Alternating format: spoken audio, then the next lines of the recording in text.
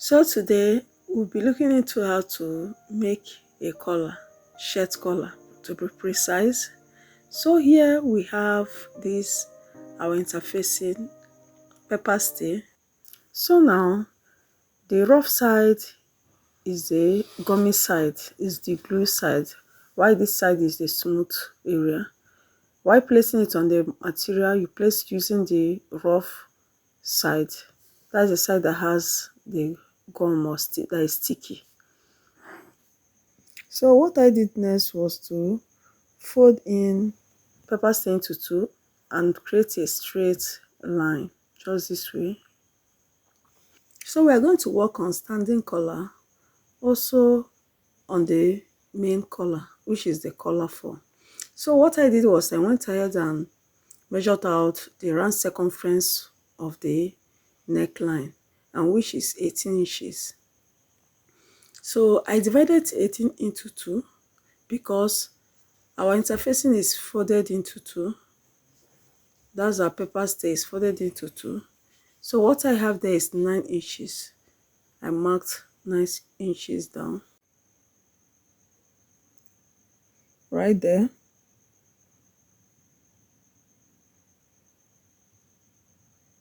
So remember I said earlier that our neckline circumference is 18 inches.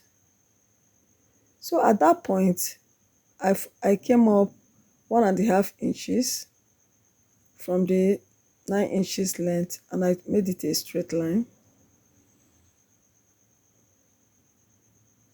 So we have 1.5 inches from that end. So I trace it out like so.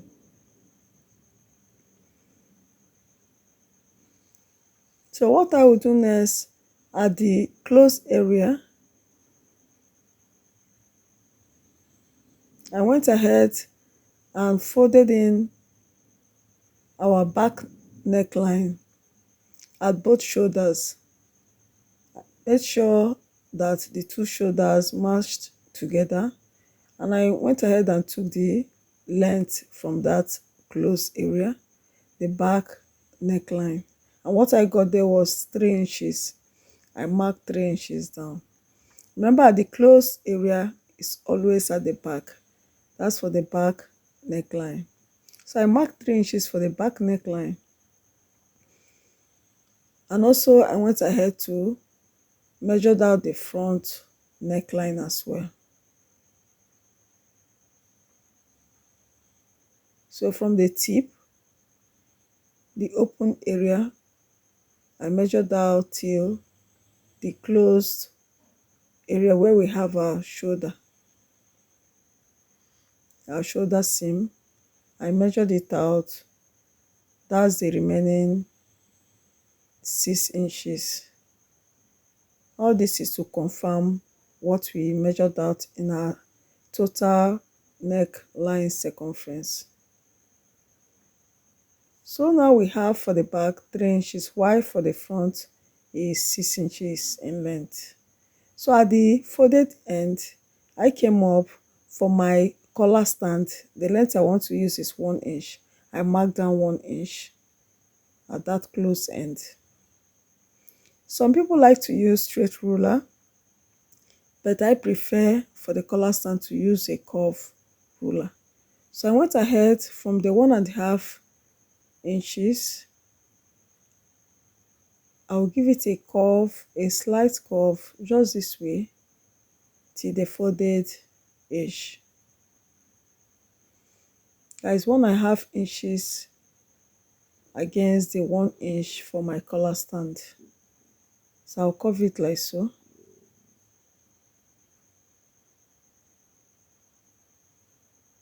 So now I've created a curve. So what I will do next is to add the 1.5 inches.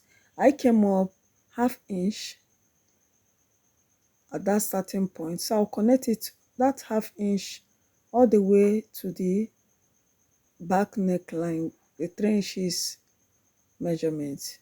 I'll curve it like so from that 1/2 inch to meet the 3 inches back neckline measurements.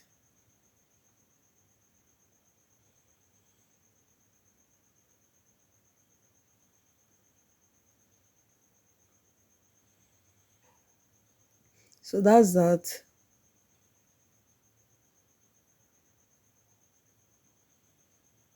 So at the other tip, I came in half inch. It could be 1/4 inch at this end. I came down half inch, that is 0.5 inches. You make yours 3/4 inches. So now I trace it out all the way to meet the other tip. That's the half inch we came in. So that's that for our standing collar. Yes. So what we are going to do is to cut it out. But before that, I'm going to create out the collar fall or the main collar. So I went ahead and marked a straight line for the main collar.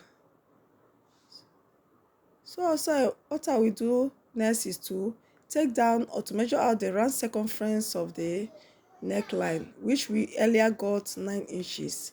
So I place down 9 inches like so. So that's that. So from that 9 inches point, I'll mark upwards 3 inches. So I went ahead and marked 3 inches point. So I'll made it a straight line.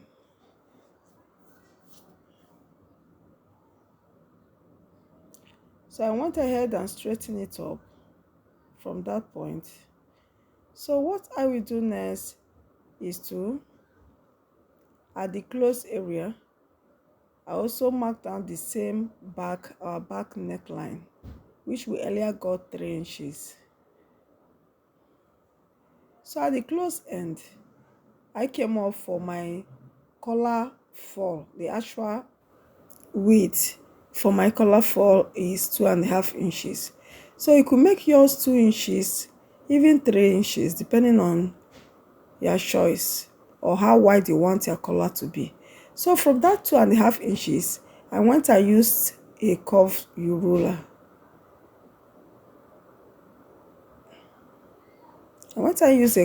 So I curved it out all the way from the 3 inches to meet the 2.5 inches, like so.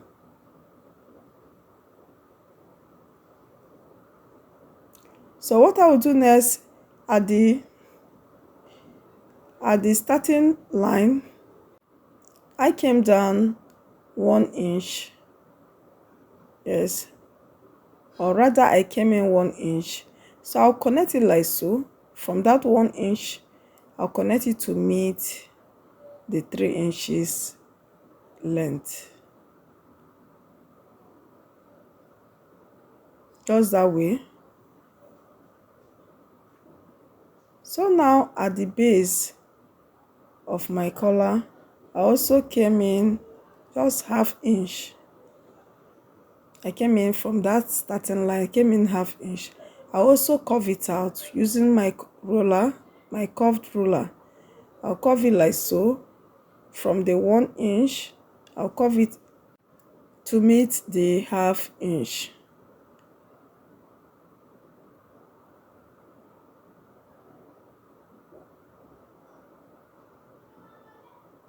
So that's that. So just watch as I trace it out. And here we have our straight part. So like so, I'm going to cut it out. That's our collar fall and also our standing collar. So let's have a look at it. Here we have our collar fall and the other one is our standing collar. So after this, what I will do is to cut it out.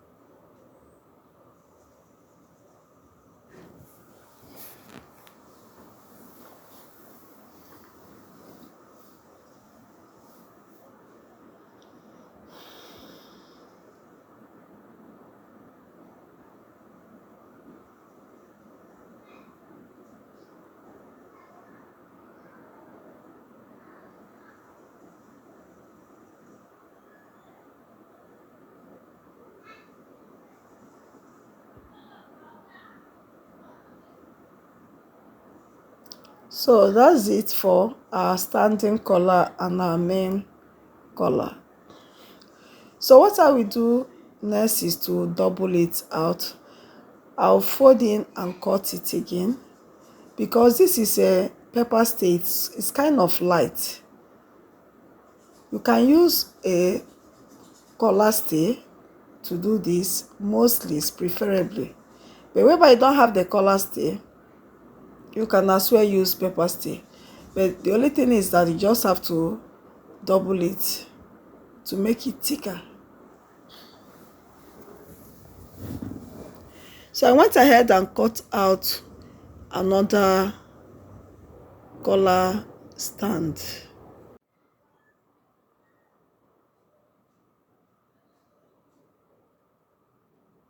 So here we have our collar stand double out. I also go ahead and cut the main collar. I also double it out.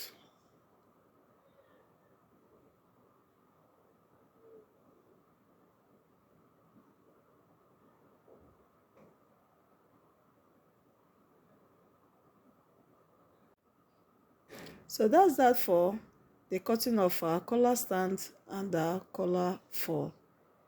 So now I've gone ahead and placed it on the wrong side of the fabric. So the double collar fall placed together, and I went ahead and ironed it out on the fabric. So what I will do now is to cut it out, leaving ½ inch for stitching allowance. So I'll go ahead and mark ½ inch all around the collar fall, and at the same time ½ inch all around the collar stand. So I've done that. I gave it a hot press, ½ inch all around, like so. So I'll go ahead and stitch it like so, and stop at the other end and turn it up. So also on the collar stand, I went ahead and added ½ inch all round, ½ inch all round, like so. So while stitching, I'll stitch just at the upper edge. So I went ahead and cut the second fabric, that is 2, so also on the main collar as well. So I've gone ahead and stitch it just this way. What I will do now is to notch it on both edges, and I also gave it a notch all around the collar, just the way you see me doing it.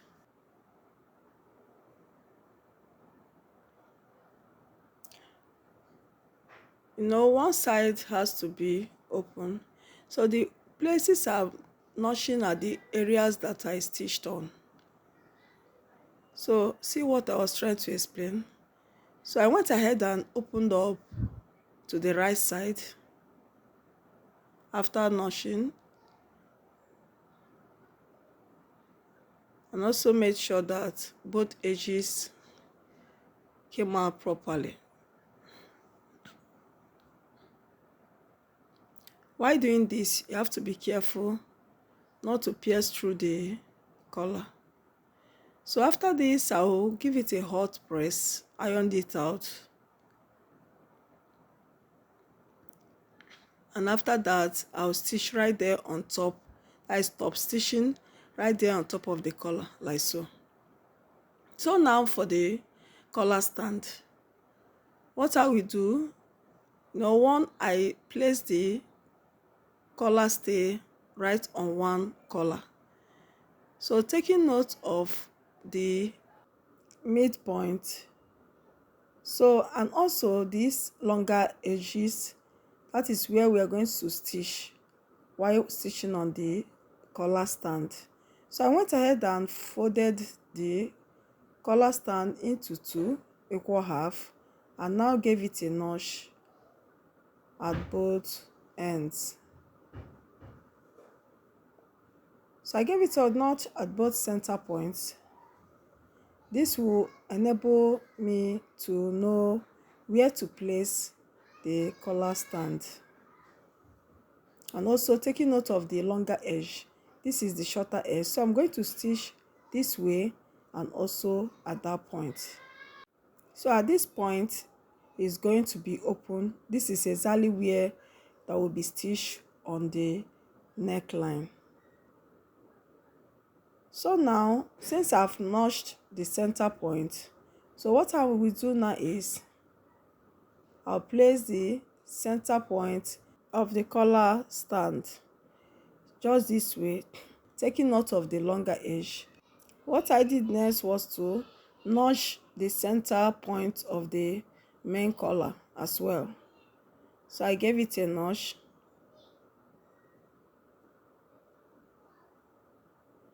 So that simply means the center point of the collar stand and the center point of the collar stay will match together.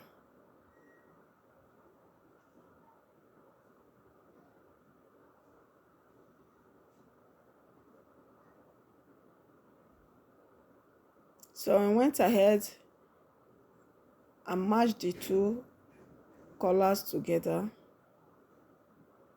You can hold it down with a pin. So also I placed the other part of the collar stand, that is right side facing each other, right side of the collar stand facing the right side of the main collar. So remember I said we are going to stitch it just this way from that longer edge of the collar stand all the way around to the other longer edge. Please take note, this side is always longer at this point. So that's how I'm going to stitch it, and now turn it, flip it to the right side. So I've gone ahead, I've done it. This is the collar. I've also stitched it on that longer edge. So what I'll do now is to flip it to the right side,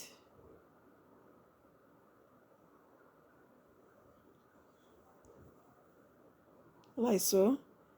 So I'll give it a hot press. Yes, I'll give it a hot press. And also while pressing it down, I will go ahead and fold in ½ inch at the open edge. Yes, ½ inch all around. So right now I've gone ahead to fix in the collar right there on the neckline.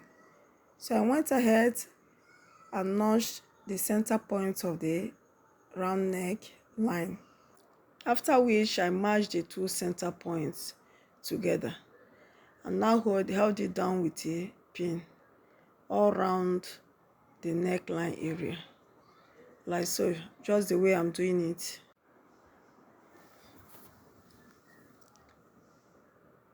So I kept on fastening it with a pin all the way around till the end of the other edge. For one to know if the actual measurement you got during the cutting of the collar is correct, the both ends must meet. What I'm trying to explain is that the both ends of both the collar and that of the neckline must tally together, and that is what happened exactly at this point, like so. At this point, both the collar and that of the neckline tallied together. That simply means that the measurement was correct and accurate. So while taking the circumference of the neckline during cutting, you have to be careful to get it right. So now, after which I will flip out the other side, like so. So I've stitched it. I'll go ahead and stitch it all the way around. After that, I'll fold in on that collar side. I'll fold in just ½ inch all the way round and stitch right there on it. As you are folding in 1/2 inch, you are stitching on it, on the collar at the right side of the fabric, just on the right side, all round the collar. So I'll do this and show us the final look of our collar. Thank you so much for watching to this end. So we'll see you in my next class. It's bye for now. Bye.